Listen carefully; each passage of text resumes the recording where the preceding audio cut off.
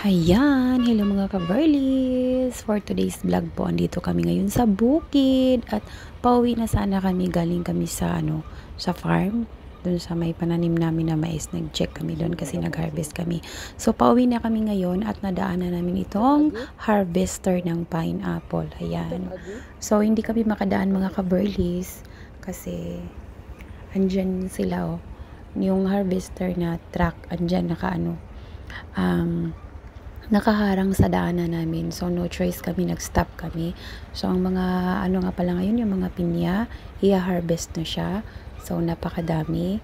So, ayan, tumigil na muna kami ng asawa ko kasi hindi kami makadaan. So, ayan, nag-video-video na lang muna kami kasi nga, matagal-tagal na din ako hindi nakakita nag-harvest ng pineapple. Kaya, ayan, enjoy watching din kayo mga ka-Verlies sa mga hindi nakakita kung paano i-harvest yung pinya. So, ganyan po. May mga tauhan po na kumukuha yan. So, first time ko din nakakita ng ganyan. So, ganun pala yung mag-harvest ng pineapple. So, madami din sila, tulong-tulong sila.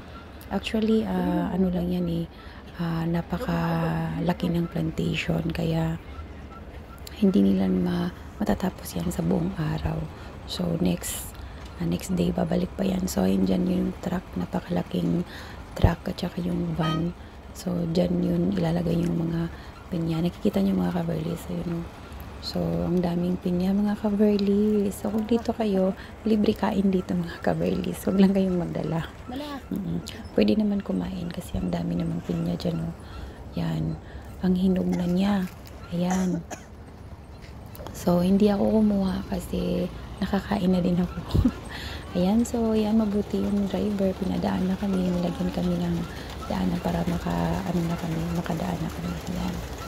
So, makakauwi na din kami. Ito, nag-enjoy talaga ako sa harvest ng pinya. So, first time ko nakakita ng actual na ganun talaga ang pag-harvest.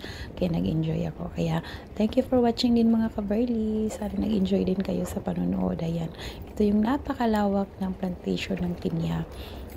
So, bawat araw na pumupunta yung asawa ko dito sa mini farm.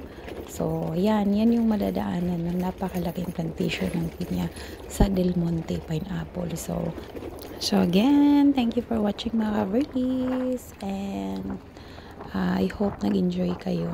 Yan. So, see you next video po. Maraming salamat. Bye-bye.